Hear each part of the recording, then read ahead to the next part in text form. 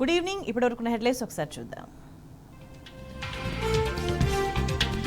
రైతు భరోసాలో కోతలు పెడితే సహించేది లేదు, అన్ని పంటలకు మద్దతు ధర ఇవ్వాలన్న కవిత.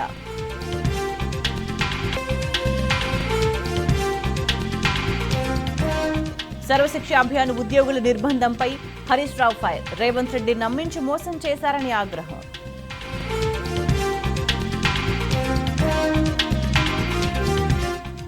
ఖమ్మం, నల్గొండ, వరంగల్ జిల్లాల్లో మోస్తరు వర్షం. కళ్లాల్లో ధాన్యం తడిసిపోవడంతో అన్నదాతల ఆవేదన.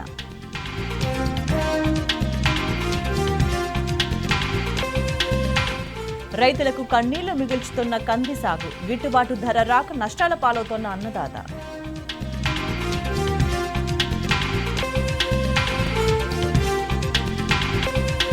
పశువుల పాకలో బాలామృతం ప్యాకెట్లు. అంగన్వాడీలను సస్పెండ్ చేసిన యాదాద్రి కలెక్టర్.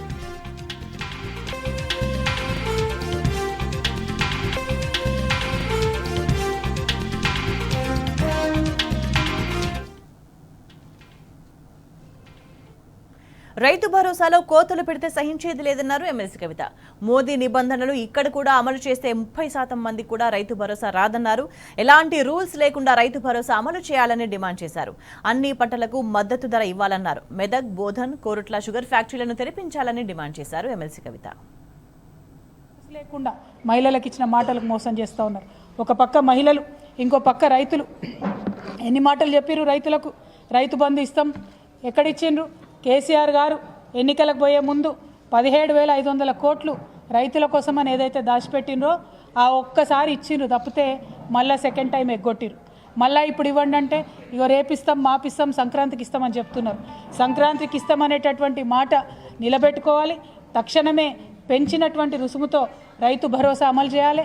మీరు మళ్ళా రైతు భరోసాలో కూడా ఏదో కట్టింగులు పెట్టేటటువంటి ప్రయత్నం చేస్తున్నట్టు, 100 రకాల రూల్స్ పెట్టేటటువంటి ప్రయత్నం చేస్తున్నట్టు సమాచారం వస్తూ ఉన్నది. దాన్ని మేము సహించాం. ఎందుకంటే చిరు ఉద్యోగులు ఉంటారు, చిన్న ఉద్యోగం ప్రైవేట్లో వేసుకుంటూ వాళ్ళు ఉంటారు. వాళ్ళకి ఇక్కడ భూమి ఉంటుంది, వాళ్ళ పేరెంట్స్ సాగు చేసుకుంటూ ఉంటారు. మరి వాళ్ళకి రైతు భరోసా ఇస్తారా? ఇయ్యరా మీరు? ఎందుకంటే మోడీ గారు పెట్టినటువంటి రూల్స్ పెడతామంటారు. ఆయన పెట్టిన రూల్స్ పెడితే 30% మంది కూడా రైతు భరోసా రాదు. కేసీఆర్ గారు ఎటువంటి రూల్స్ లేకుండా రైతులందరికీ ఇవ్వాలి, సాగు చేసుకునే వారందరికీ ఇవ్వాలనేటటువంటి ఆలోచనతో రైతు బంధు అనేటటువంటి కార్యక్రమం పెట్టారు.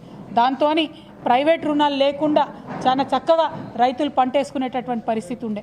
కానీ ఇవాళ మీరు కొత్త రూల్స్ తీసుకొచ్చి మీ ఇంట్లో చిన్న గవర్నమెంట్ ఎంప్లాయీ ఉంటే ఇయ్యం, మీరు ఇన్కమ్ ట్యాక్స్ కడితే ఇయ్యం, మీరు ఇంకోటి చేస్తే ఇయ్యం, మీకు కారు ఉంటే ఇయ్యం, ఇట్లాంటి రూల్స్ పెట్టినట్టయితే 30% మంది కూడా రైతు భరోసా రాదు.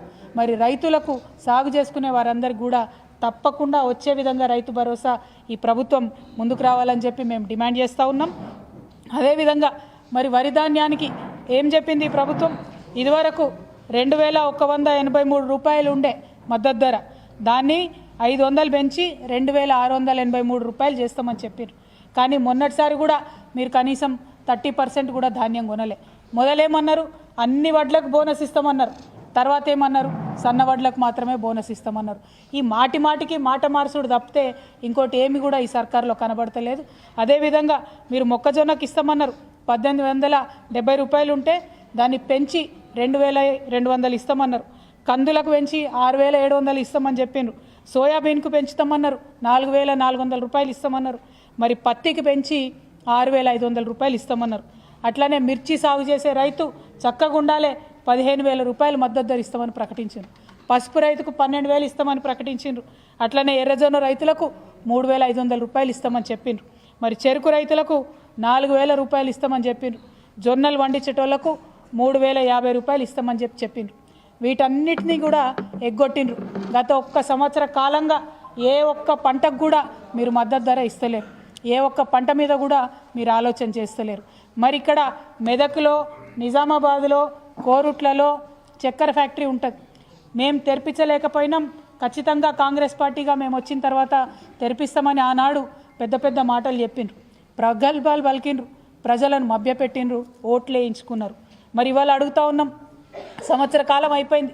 కేసీఆర్ గారు పెద్దలు చెప్పిరు మాకు సంవత్సరం పాటు ఏమనకండి అని. మరి సంవత్సరం తర్వాత అడుగుతా ఉన్నాం కాంగ్రెస్ ప్రభుత్వాన్ని, రేవంత్ రెడ్డి గారిని, ఇవాళ మీరు మెదకొచ్చిపోయినరు, ఎప్పుడు తెరిపిస్తారు ఇక్కడ షుగర్ ఫ్యాక్టరీ, ఎప్పుడు తెరిపిస్తారు బోధన్లో షుగర్ ఫ్యాక్టరీ, ఎప్పుడు తెరిపిస్తారు కోరుట్లలో షుగర్ ఫ్యాక్టరీ అని ఇవాళ కాంగ్రెస్ ప్రభుత్వాన్ని మేము డిమాండ్ చేస్తూ ఉన్నాం.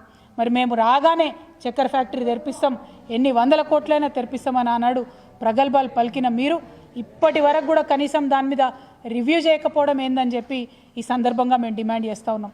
అట్లనే ఏమన్నారు, రేషన్ కార్డులు మేము రాగానే ఇస్తామన్నారు, మీరు వచ్చి ఏడాదాయే ఇప్పటి వరకు పెండింగ్ ఉన్న ఇస్తలేరు, కొత్త ఇస్తలేరు, ఇంకా ఏమి కూడా ఇస్తారో ఇవ్వరో డౌట్ వస్తుంది. ఏమన్నా మాట్లాడితే లేదు రేషన్ కార్డులు ఇస్తాం, రేషన్ బియ్యం బదులు సన్న బియ్యం ఇస్తామని చెప్తున్నారు, సర్వే చేస్తామని ఇప్పుడు చెప్తున్నారు. మరి అంతకుముందు ఏమన్నారు, మేము మొత్తం ఒక బియ్యమే ఇస్తున్నాడు కేసీఆర్, ఇంకా చాలా ఇస్తాం, చాలా వస్తువులు కలిపి మీకు ఇస్తామని చెప్పిండ్రు. ఇవాళ నేను డిమాండ్ చేస్తూ ఉన్నాను, మీరు కేసీఆర్ గారు ఏదైతే మనిషికి ఇంట్లో ఎంతమంది ఉంటే అంతమందికి మనిషికి 6 కిలోల చొప్పున లిమిట్ లేకుండా ఎంతమంది ఉన్నా ఇచ్చిండ్రో, మీరు సన్న వడ్లు ఇస్తారా, దొడ్డు వడ్లు ఇస్తారా, ఆ పాలసీ ఏం చేస్తారో చేసి బియ్యం మీద లిమిట్ లేకుండా మాత్రం ఇంట్లో ఎంతమంది ఉంటే అంతమందికి ఇవ్వాలని చెప్పి మేము డిమాండ్ చేస్తూ ఉన్నాం. ఎందుకంటే మీరు ఆనాడు కోతలు కోసిండ్రు, ఇవాళ ప్రభుత్వంలోకి వచ్చినాక అన్నిట్లా కోతలే పెడుతున్నారు. కాబట్టి కోతలు కోయడం మానేసి, కోతలు చెప్పడం మానేసి మీరు పరిపూర్ణంగా ఇవ్వండి. ఏ స్కీమ్ ఇచ్చినా కూడా రైతులకు ఇస్తే కడుపు నిండా ఇవ్వండి, సాగు చేసుకునే ప్రతి రైతుకి ఇవ్వండి, అందులో 100 రూల్స్ పెట్టకండి అని చెప్పి మిమ్మల్ని డిమాండ్ చేస్తూ ఉన్నాం. తక్షణమే మీరు రైతు భరోసా ఇవ్వాలి, తక్షణమే రేషన్ కార్డులు ఇవ్వాలి. మీ మెదక్కు వచ్చి మీరు ఇవాళ చర్చకు వచ్చి పోయినారు, ఇక్కడ ఉండేటటువంటి షుగర్ ఫ్యాక్టరీని తక్షణమే రిలీజ్ చేయాలని చెప్పి ఈ సర్కార్ని డిమాండ్ చేస్తూ, మరీ ముఖ్యంగా మహిళలకు మీరు ఇచ్చినటువంటి మహాలక్ష్మి వాగ్దానం కావచ్చు, తులం బంగారం కావచ్చు, ఆడపిల్లలకు ఇస్తామన్న స్కూటీ కావచ్చు, తక్షణమే వాటి మీద కార్యాచరణ ప్రకటించాలి, ఇవ్వడం మొదలు పెట్టాలని చెప్పి ఈ సందర్భంగా డిమాండ్ చేస్తూ, మరి మెదక్కు వచ్చి మా మీడియా మిత్రుల్ని, మెదక్ జిల్లాలో ఉండేటటువంటి మా పార్టీ నాయకుల్ని, కార్యకర్తల్ని, అందరినీ, మెదక్ ప్రజల్ని ముఖ్యంగా కలిసేటటువంటి అవకాశం వచ్చినందుకు అందరికీ కూడా ధన్యవాదాలు తెలియజేస్తా ఉన్నాను. Thank you. జై తెలంగాణ. జై. యాదాద్రి జిల్లా భువనగిరి పట్టణ సమీపంలోని ఓ పశువుల పాకలో బాలామృతం ప్యాకెట్లు నిర్లక్ష్యంగా వదిలివేయడంపై అధికారులు చర్యలు చేపట్టారు. బాలామృతాన్ని పక్కదారి పట్టించారని విచారణలో తేలడంతో 4 అంగన్వాడీ టీచర్లను కలెక్టర్ హనుమంతరావు సస్పెండ్ చేశారు. యాదగిరిగుట్ట 3వ సెంటర్, మంతపురి, పుట్టగూడెం, మోత్కూరు 7 అంగన్వాడీ సెంటర్లలో పనిచేస్తున్న అంగన్వాడీ టీచర్లను సస్పెండ్ చేస్తూ ఉత్తర్వులు జారీ చేశారు.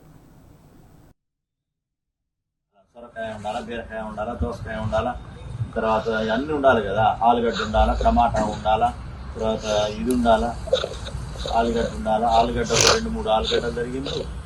తర్వాత ఇక అంతే సింపుల్. పచ్చిమిర్చి మాత్రం దండిగా వేసిండ్రు. అంత సొరకాయ వేసారు, ఒక్క సొరకాయ చిన్నది బుడ్డది. దాంతో ఏముంటుంది వాళ్ళకి పౌష్టికారం లేకపోతే మన పిల్లలు అట్లా తింటారా? పప్పు అనేది కందిపప్పులో పౌష్టికారంలో సైన్స్ టీచర్ అని చెప్తారు కదా, మరి మన ఈ పిల్లగాళ్ళకు వద్దా? కిమ్స్ లో చికిత్స పొందుతున్న శ్రీతేజ్ ను అల్లు అరవింద్, దిల్ రాజు, పుష్ప 2 నిర్మాత రవిశంకర్ పరామర్శించారు. త్వరలోనే శ్రీతేజ్ మన ముందు తిరుగుతాడని ఆశిస్తున్నామన్నారు అల్లు అరవింద్.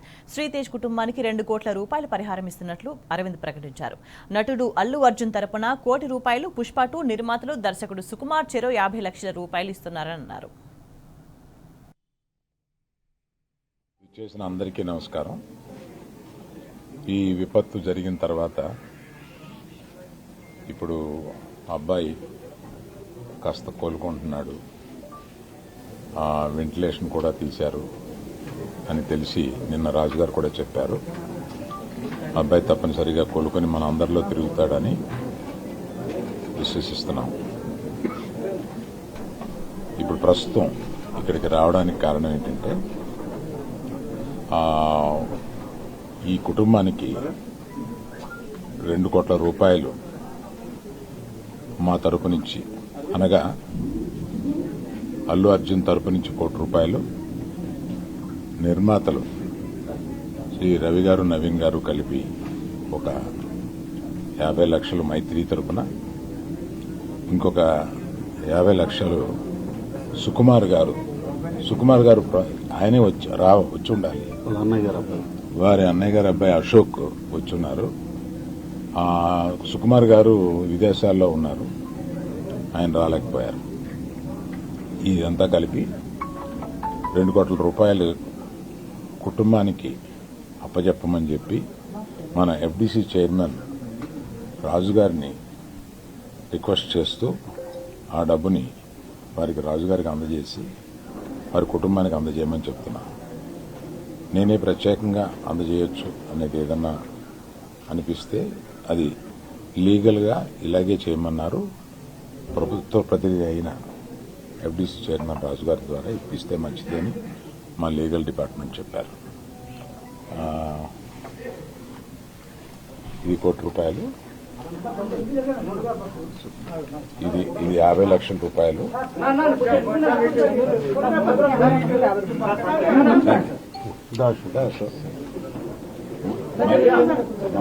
మైత్రిది 2 రోజుల క్రితమే మైత్రి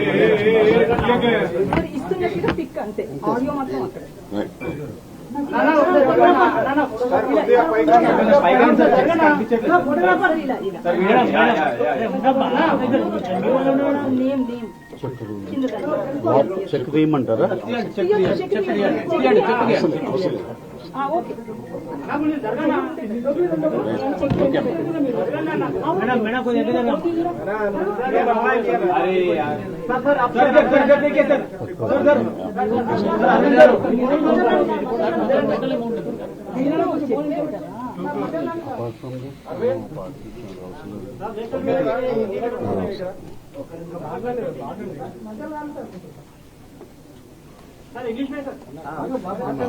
నేషనల్ మీడియా ఉందా ఇక్కడ? I'll speak again in English.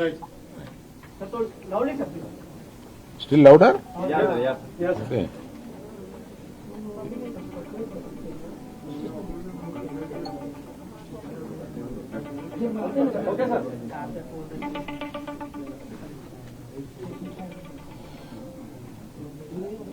Namaste to everyone attended here and whoever is seeing it. So, in the unfortunate incident, other than losing mother, this boy Teja has been recovering in the hospital. We are, we are very much pleased to know after reaching hospital and speaking to doctors that the boy Teja is recovering, and all the days he has been on ventilator, and ventilator is also being removed and he is breathing himself, and doctors are very positive about his recovery. I wish that the boy very soon will come and walk along with us in the society is our belief and prayer. Other than this, to support the family and the boy, and after coming out for his future, all this we thought we should support him with an amount of 2 crores of rupees. That is, when it goes to details, it is 1 crore given by Mr. Allu Arjun, and 50 lakhs are given by Maitri Movie Makers, the producers, and 50 lakhs given by our director Sukumar, and all put together around 2 crores being handed over to Dilraju Garu, the FDC chairman Dilraju Garu, and requested him to convey it to the family and advise them rest of the things. So he has taken that duty, and we are thankful to him to be in between that family and ourselves, because I have some legal instructions and not to interact with the family members unless there is a legal clearance from them. So I requested FDC chairman Raju Garu to take this task further. Thank you very much. With the permission, with the legal permission and police permission and government permission, once I visited the boy about probably 10 days back, and by that time he was recovering, but he was on ventilation that time. రాజు గారు. అందరికీ నమస్కారం. నేను నిన్న visit చేసినప్పుడుకి ఈరోజు కూడా బాబు చాలా recovery ఫాస్ట్గా ఉంది. వెంటిలేటర్ అండ్ ఆక్సిజన్ లేకుండా ఆల్మోస్ట్ మోర్ దెన్ 72 అవర్స్ నుంచి గ్రో అవుతూ ఉన్నాడు. సో ఆల్ మూమెంట్స్ అన్ని బాగున్నాయని ఈరోజే డాక్టర్స్ ఆల్రెడీ బులెటిన్లో కూడా ఇచ్చారు. అలాగే అరవింద్ గారు ఆ ఫ్యామిలీకి సంబంధించి అరవింద్ గారు అల్లు అర్జున్ తరఫున, అలాగే Mythri movie makers and director Sukumar వాళ్ళందరూ ఫ్యామిలీకి 2 crores రూపీస్ ఇవ్వాలని వాళ్ళు డిసైడ్ చేసుకొని చెప్పడం జరిగింది. దీన్ని ఆ ఫ్యామిలీకి ప్రాపర్గా యూజ్ అయ్యేలాగా, ఎస్పెషల్లీ పిల్లలకి, బాబుకి, పాపకి అండ్ భాస్కర్ ఎవరైతే రేవతి గారి హస్బెండ్ భాస్కర్ ఉన్నారో వాళ్ళ ఫ్యామిలీకి యూజ్ అయ్యేలాగా. సో డెఫినెట్గా వాళ్ళు అడిగారు, నేను లీడ్ తీసుకొని వాళ్ళ ఫ్యామిలీకి ఉపయోగపడేలాగా చేస్తాం. అలాగే ఇండస్ట్రీ నుంచి కూడా రేపు సీఎం గారు అపాయింట్మెంట్ అడిగాము. ఇండస్ట్రీకి సీఎం గారితో కూడా రేపు మీటింగ్ ప్లాన్ చేశాము. ఫర్దర్గా కూడా అన్ని హెల్దీగా ఉండేలాగా ఎలా వెళ్ళాలి అని దాని మీద రేపు మీటింగ్ ఉంటుంది. ఇండస్ట్రీ నుంచి ఎవరెవరు కలిసే అవకాశం? ఇక అందరికీ కమ్యూనికేట్ చేస్తున్నాం. అంటే ఈరోజు హాలిడే కదా, ఆల్రెడీ ఈరోజు మార్నింగే కన్ఫర్మేషన్ వచ్చింది సీఎం గారిది. సో అందరికి మార్నింగ్ నుంచే కమ్యూనికేట్ చేస్తున్నాం. హీరోస్, డైరెక్టర్స్, ప్రొడ్యూసర్స్ అందరు కలిసి మీట్ అవుతాం. ఎఫ్డిసి తరపున ఈ ఫిలిం డెవలప్మెంట్ కార్పొరేషన్ తరపున ఈ మీటింగ్ ఆర్గనైజ్ చేశాం. రేపు మార్నింగ్ 10 o'clock ఆ మీటింగ్. అందరు హైదరాబాద్ లో ఉన్న అందరినీ పిలుస్తున్నాం, అందరు వస్తారు. అది ఇప్పుడు సీఎం గారు ఆఫీస్ నుంచి సీఎం రాగానే చెప్తారు. అరవింద్ గారు కూడా వస్తారా? అందరూ వస్తారు. ఫిలిం ఇండస్ట్రీకి సంబంధించిన అందరినీ తీసుకురావాల్సిన బాధ్యత అటు గవర్నమెంట్ తో కలిపిన బాధ్యత నాది. కాబట్టి నేను మార్నింగ్ సీఎం గారు అపాయింట్మెంట్ రాగానే అందరు కమ్యూనికేట్ చేశాం. రేపు మీటింగ్ ఉంటుంది. ప్రభుత్వానికి ఫిలిం ఇండస్ట్రీకి ఎఫ్డీసీ చైర్మన్ అయినందుకు కల్పిస్తున్నారా, లేకపోతే ఫిల్మ్ ఇండస్ట్రీ వర్సెస్ కాంగ్రెస్ నడుస్తున్నందుక? నేను ఫిలిం పర్సన్ కాబట్టే నన్ను సీఎం రేవంత్ రెడ్డి గారు ఆ సీట్లో ఉండి ఇండస్ట్రీకి గవర్నమెంట్ మధ్యలో బ్రిడ్జిగా ఉండాలని అడిగారు. అదే చేస్తున్నాను. మాట్లాడుతూ మీరు అల్లు అర్జున్ ని కలవబోతున్నాను, ఆ తర్వాత ఇంకా నేను కలవలేదమ్మా, కలవలేదు. అంటే వచ్చి నుంచి నేను దీంట్లోనే అంటే గవర్నమెంట్ తో ఇప్పుడు సీఎం గారు అపాయింట్మెంట్ తీసుకుని ఇండస్ట్రీని కలపడానికి చేస్తున్నాను. కలుస్తాను. అన్ని మీరు ఈవినింగ్ దిల్ రాజు కాంగ్రెస్ పర్సన్ కాకుండా కాంగ్రెస్ పార్టీకి సేవ చేయకుండా ఎఫ్డీసీ చైర్మన్ ఇచ్చాము. రీజన్ ఏంటంటే సినీ ఇండస్ట్రీలో కీలకంగా ఉన్నారు. ప్రభుత్వానికి సినీ ఇండస్ట్రీకి వారధిలాగా పనిచేస్తుంది. సీఎం కూడా చెప్పారు, మీరు అదే చెప్తున్నారు. రేపటి ఎజెండా ఏంటంటే గ్యాప్ ను ఫుల్ఫిల్ చేయబోతా ఉన్నారా Revanth Reddy versus cine industry? కాదు మీరు మళ్ళీ నన్ను బ్రిడ్జి ఎందుకు పెట్టారు? ఇండస్ట్రీకి గవర్నమెంట్ కి హెల్దీగా ఉండాలని. ఇది అన్ఎక్స్పెక్టెడ్ ఇన్సిడెంట్స్ జరిగాయి. ఇది వాంటెడ్లీ ఎవరు చెయ్యరు, నేను నిన్ననే చెప్పాను మీ అందరు క్లారిటీగా. సో రేపు సీఎం గారితో కలిసిన తర్వాత అన్ని అయిన తర్వాత ఇంకా క్లారిటీ వాళ్ళ ఫ్యామిలీతో డిస్కస్ చేశాక చేస్తాం.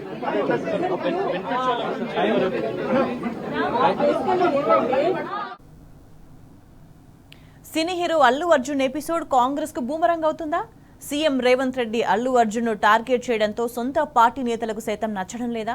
ప్రస్తుతం కాంగ్రెస్ నేతల్లో ఇదే హాట్ టాపిక్ గా మారింది. మరోవైపు రేవంత్ రెడ్డి వ్యవహారంతో సినీ పరిశ్రమను ఆంధ్ర వైపు తిప్పుకునేందుకు ఏపీ నేతలు ప్రయత్నిస్తున్నారు అన్న టాక్ వినిపిస్తోంది.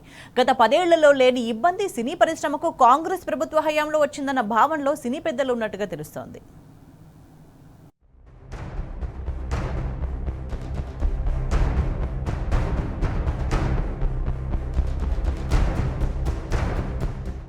కాంగ్రెస్ ప్రభుత్వ వ్యవహార శైలితో సినీ పరిశ్రమ ఇబ్బంది పడుతోంది. సినీ హీరోను వ్యక్తిగతంగా టార్గెట్ చేయడంపై సినీ పెద్దలు గుర్రుగా ఉన్నారు. అదే సమయంలో అల్లు అర్జున్ అంశాన్ని బీజేపీ రాజకీయంగా వాడుకోవడంతో కాంగ్రెస్ నేతలు ఇబ్బంది పడుతున్నారు. పుష్ప 2 బెనిఫిట్ షో సందర్భంగా సంధ్యా థియేటర్ లో జరిగిన ఘటనపై రేవంత్ సర్కార్ స్పెషల్ ఫోకస్ పెట్టినట్లు సొంత పార్టీలోనే నేతలు అనుకుంటున్నారు.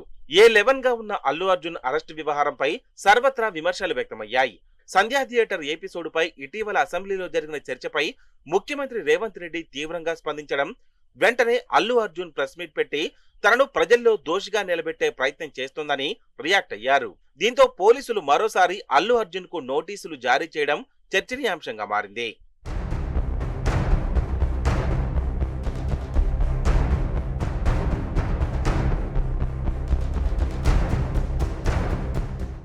అల్లు అర్జున్ ముఖ్యమంత్రి రేవంత్ రెడ్డిపై రియాక్ట్ కావడంతో అటు కాంగ్రెస్ శ్రేణులు ప్రెస్ మీట్లు పెట్టి ప్రతి విమర్శలు చేశారు. కాంగ్రెస్ సంబంధించిన శ్రేణులు కొందరు అల్లు అర్జున్ ఇంటిపై దాడికి దిగారు. దీంతో వివాదం మరింత ముదిరింది. అయితే సీఎం రేవంత్ రెడ్డి ఆయన వర్గం అల్లు అర్జున్ పై వ్యక్తిగతంగా టార్గెట్ చేయడం పార్టీలో చర్చనీయాంశమైంది.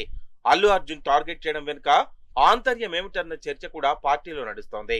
ఇటీవల Allu Arjun Pushpa 2 pre release event లో సీఎం రేవంత్ రెడ్డి పేరు మర్చిపోవడంతోనే ఆయనను వ్యక్తిగతంగా టార్గెట్ చేసి ఉంటారని చర్చ ఒకటైతే, అల్లు అర్జున్ వ్యక్తిగతంగా టార్గెట్ చేస్తేనే సినీ పరిశ్రమ వర్గం తన గుప్పెట్లోకి వస్తుందన్న ఆలోచనతోనే రేవంత్ రెడ్డి పర్సనల్ గా టార్గెట్ చేసి ఉంటారన్న టాక్ కూడా ఉంది.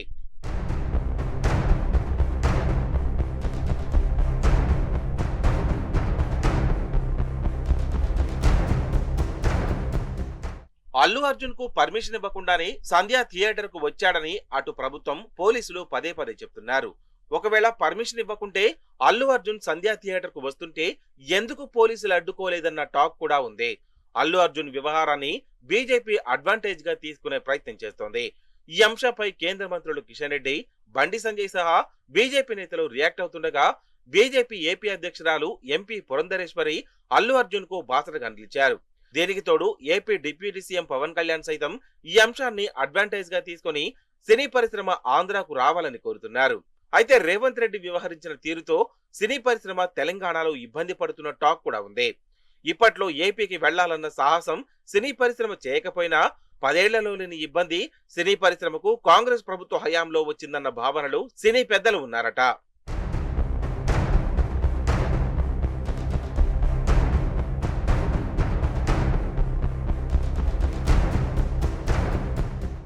రేవంత్ రెడ్డి వ్యక్తిగతంగా అల్లు అర్జున్ పై టార్గెట్ చేయడంపై సొంత పార్టీలో పెద్ద ఎత్తున చర్చ జరుగుతుందట. సీఎం రేవంత్ రెడ్డి సన్నిహితులు మినహాయిస్తే పార్టీలో సీనియర్లెవరూ ఈ ఎపిసోడ్ పై నోరు మెదపడం లేదు.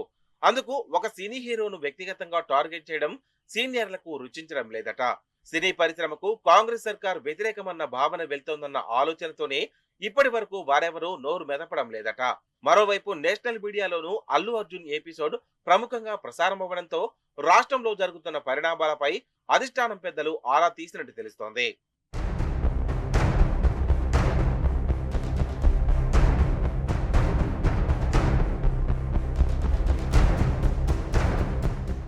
అల్లు అర్జున్ మామ చంద్రశేఖర్ రెడ్డి గాంధీ భవన్ లో కాంగ్రెస్ వ్యవహారాల ఇన్ఛార్జ్ దీప్ దాస్ మున్షిని కలిశారు. ఈ పరిణామాలను వివరించే ప్రయత్నం చేయడంతో మీడియా ఉండడంతో మరోసారి కలుద్దామని దీప్ దాస్ చెప్పి వెళ్లిపోయారు. అల్లు అర్జున్ ఎపిసోడ్ ను పార్టీ పరంగా ఇంతటితో ముగించాలన్న భావనలో పార్టీ నేతలు ఉన్నట్లు సమాచారం.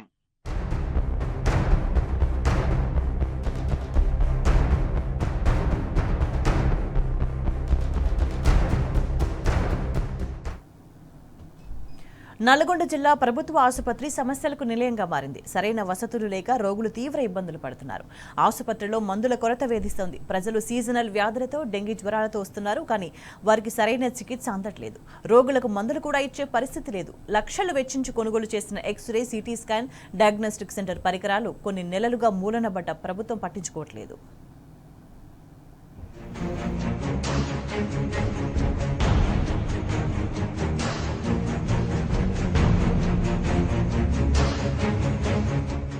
నల్గొండ ప్రభుత్వ ఆసుపత్రిలో పరిస్థితి దారుణంగా తయారైంది.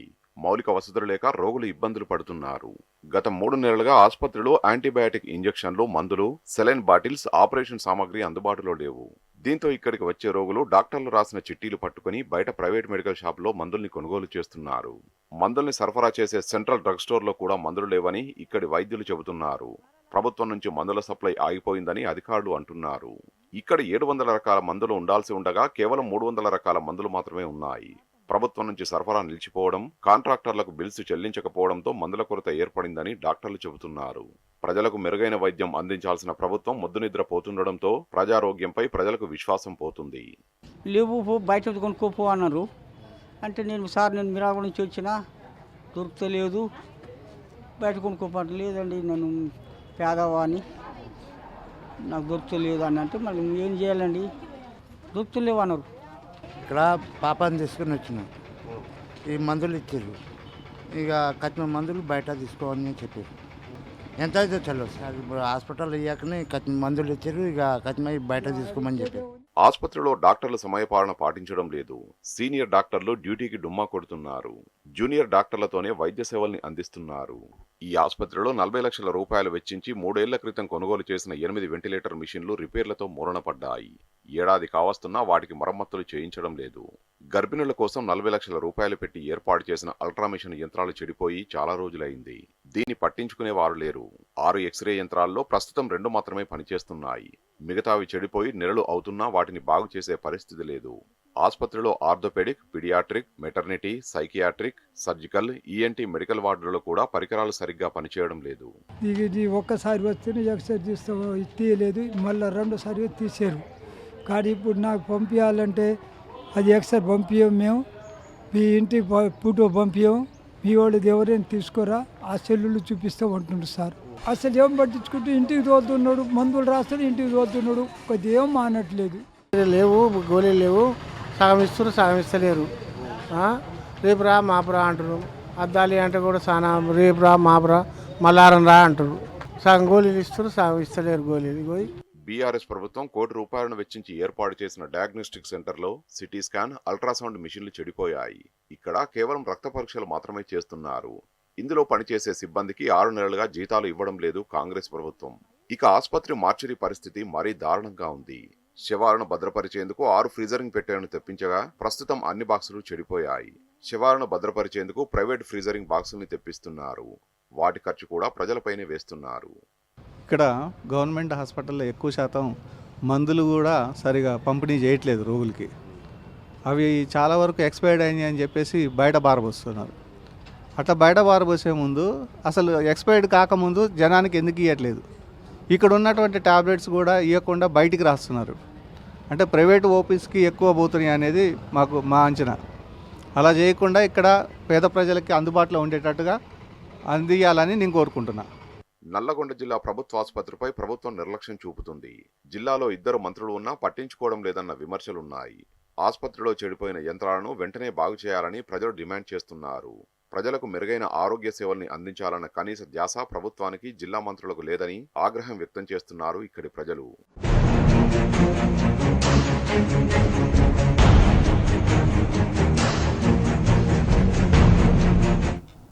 హైదరాబాద్లో ఇండ్లకు గిరాకీ తగ్గింది. అక్టోబర్ నుండి డిసెంబర్ వరకు 47% విక్రయాలు పడిపోయాయి. రేవంత్ సర్కార్ అనాలోచిత నిర్ణయాలు, హైడ్రా కూల్చివేతలు, హైదరాబాద్ బ్రాండ్ ఇమేజ్ని పట్టించుకోకపోవడం వంటి అనేక కారణాలతో ఇండ్లకు గిరాకీ పడిపోయింది. ప్రాప్ ఈక్విటీ అనే సంస్థ తాజాగా ఇచ్చిన నివేదికలో ఇదే విషయాన్ని బలంగా చెబుతోంది. దేశవ్యాప్తంగా ఇండ్ల విక్రయాలు గరిష్ట స్థాయిలో పడిపోతున్నాయి. రోజు రోజుకు అమ్మకాలు అంతకంతకు కిందకు దిగుతున్నాయి. ఆర్థిక వ్యవస్థ కుదేలవుతుండటం, మరోవైపు అస్తవ్యస్త ఆర్థిక విధానాలతో పెట్టుబడిదారులు నమ్మకం సడులుతున్నది. దీంతో ఒకప్పుడు ఉవ్వెత్తున ఎగిసిన దేశీయ రియల్ ఎస్టేట్ రంగం మళ్లీ అంతే వేగంతో కిందకు పడిపోతున్నది. ప్రస్తుత ఏడాది అమ్మకాలు చూస్తే ఇది అవగతమవుతుంది. ఇండ్ల అమ్మకాలపై ఈ మధ్య కాలంలో విడుదలైన నివేదికలు ఈ విషయాన్ని స్పష్టం చేస్తున్నాయి. తాజాగా ప్రాప్తోక్విటీ సంస్థ విడుదల చేసిన గణాంకాలు కూడా ఈ విషయాన్ని స్పష్టం చేశాయి. అక్టోబర్ డిసెంబర్ త్రైమాసికానికి గాను దేశవ్యాప్తంగా 9 నగరాల్లో ఇండ్ల అమ్మకాలు 21% పడిపోయాయని వెల్లడించింది. ఢిల్లీ ఎన్సీఆర్, ముంబై, నవీ ముంబై, కోల్కతా, బెంగళూరు, పూణే, హైదరాబాద్, చెన్నై, థానే వంటి మెట్రో నగరాల్లో 1.8 లక్షల యూనిట్ల ఇండ్లు అమ్ముడయ్యాయి. క్రితం ఏడాది ఇదే త్రైమాసికంలో అమ్ముడైన 1,37,225 యూనిట్లతో పోలిస్తే భారీగా తగ్గాయి. కేవలం ఢిల్లీ ఎన్సీఆర్ లో మాత్రమే విక్రయాలు పెరిగాయని తెలిపింది. ఇండ్ల అమ్మకాలు పడిపోయిన నగరాల్లో హైదరాబాద్ టాప్ ప్లేస్ లో ఉన్నది. అక్టోబర్ టు డిసెంబర్ మధ్య కాలంలో 12,682 యూనిట్లు అమ్ముడయ్యాయని, క్రితం ఏడాది 24,044తో పోలిస్తే 47% తగ్గాయని పేర్కొంది. అలాగే బెంగళూరులో గృహ విక్రయాలు 13% తగ్గి 14,957లకు పడిపోగా, చెన్నైలో 9% తగ్గి 4,673 యూనిట్ల నుంచి 4,266లకు జారుకున్నాయి. అధిక బేస్ రేట్ కారణంగా ఇండ్ల విక్రయాలు పడిపోయాయని ప్రాప్రోక్విటీ సీఈఓ ఫౌండర్ సమీర్ జాసూజా తెలిపారు. పండుగ సీజన్ కావడంతో 3వ త్రైమాసికంతో పోలిస్తే ఆ తర్వాతి క్వార్టర్లో అమ్మకాలు పెరిగాయని తెలిపారు.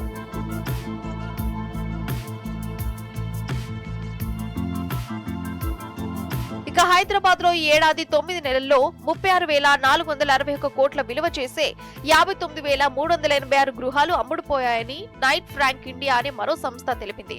అలాగే మార్కెట్లోకి కొత్తగా 85 లక్షల చదరపు ఆఫీస్ స్పేస్ అందుబాటులోకి వచ్చింది.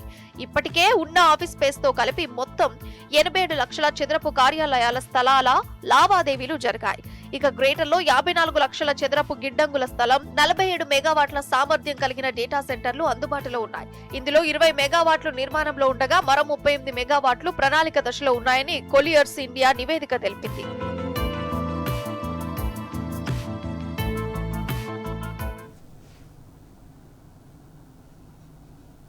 కర్ణాటక రాష్ట్రాన్ని కాంగ్రెస్ సర్కార్ అప్పుల కుప్పగా మారుస్తోంది. హిమాచల్ ప్రదేశ్ పాటలో నడుస్తూ ఎడాపెడా అప్పులు చేస్తోంది. కేవలం 2 నెలల్లోనే 25,000 కోట్ల రుణాలు తెచ్చి ప్రజల నెత్తిన రుణ భారాన్ని మోపుతున్నారు. సగటున ఒక నెలకు 4,141 కోట్ల అప్పు తెస్తోంది. ఈ లెక్కన 5 ఏళ్ల కాలంలో కర్ణాటక రాష్ట్ర అప్పులు 6.65 లక్షల కోట్లకు చేరే ప్రమాదముందని నిపుణులు హెచ్చరిస్తున్నారు.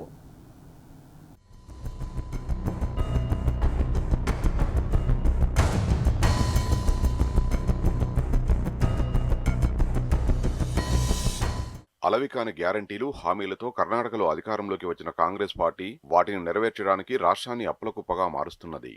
తమ పార్టీ అధికారంలో ఉన్న హిమాచల్ ప్రదేశ్ బాటలో నడుస్తూ ఎడాపెడా అప్పులు చేస్తున్నది. ఈ ఏడాది సెప్టెంబర్, నవంబర్ నెలల్లో కర్ణాటక ప్రభుత్వం తీసుకున్న అప్పుల్లో 347% పెరుగుదల కనిపించడమే ఇందుకు నిదర్శనం.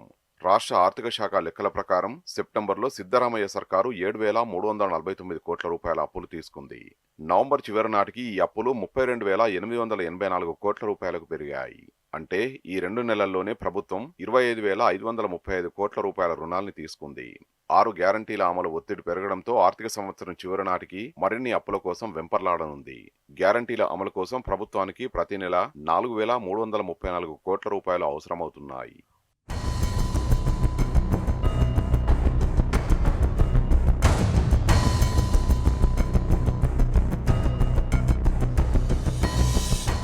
ప్రస్తుత 2024-25 ఆర్థిక సంవత్సరంలో కాంగ్రెస్ సర్కార్ 1.05 లక్షల కోట్ల రూపాయల అప్పు తీసుకునే అవకాశం ఉన్నట్లు సమాచారం. గత ఆర్థిక సంవత్సరంలో 90,280 కోట్ల రూపాయల అప్పులు తెచ్చిన ప్రభుత్వం వాటిని కేవలం 6 గ్యారంటీల అమలుకు, పాత రుణాల చెల్లింపు, వడ్డీకి మాత్రమే ఖర్చు పెట్టింది. దీంతో అభివృద్ధి, మౌలిక సదుపాయాల కల్పన పథకాలను నిధుల కొరత వేధిస్తున్నది. తీసుకున్న అప్పులకు సిద్ధు సర్కార్ భారీగా వడ్డీలు చెల్లించాల్సి వస్తోందని ఆర్థిక శాఖ వాపోయింది. ఈ ఏడాది ఏప్రిల్, నవంబర్ మధ్యలో ప్రభుత్వం తాను తీసుకున్న రుణాలకు కర్ణాటక సర్కార్ అసలు వడ్డీ కింద 33,831 కోట్ల రూపాయలు చెల్లించింది. అంటే సగటున ఒక నెలకు 4,141 కోట్ల రూపాయల అప్పులను చెల్లించడానికి కర్ణాటక ప్రభుత్వం వినియోగిస్తున్నది. ఈ ఆర్థిక సంవత్సరం చివరి నాటికి ప్రభుత్వ రుణాలు 6.65 లక్షల కోట్ల రూపాయలకు చేరే ప్రమాదం ఉందని ఆర్థిక శాఖ అధికారులు అంచనా వేస్తున్నారు. కాంగ్రెస్ సర్కారు చేసిన మొత్తం అప్పులు కర్ణాటక రాష్ట్ర జీఎస్డీపీలో 23.24% చేరుకోవడం ప్రమాద గంటికలు మోగిస్తున్నది. పరిస్థితి ఇలా ఉంటే గ్యారంటీల లబ్ధిదారుల సంఖ్యలో తేడాలు ఉండడం వల్ల వాటికి అవసరమైన బడ్జెట్ను ప్రభుత్వం అంచనా వేయలేకపోతున్నదని అసెంబ్లీ సాక్షిగా సిద్ధరామయ్య పేర్కొన్నారు.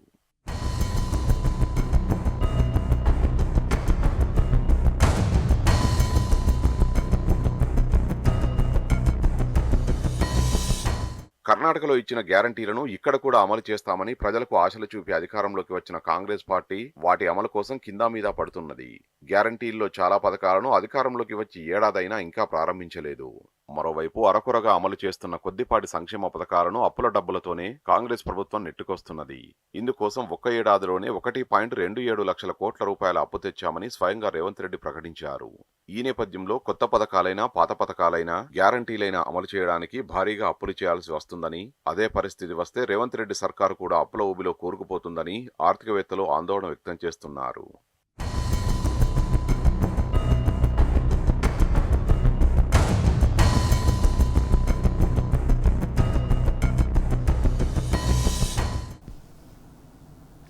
ఇవి బులెటిన్ విశేషాలు. నమస్తే.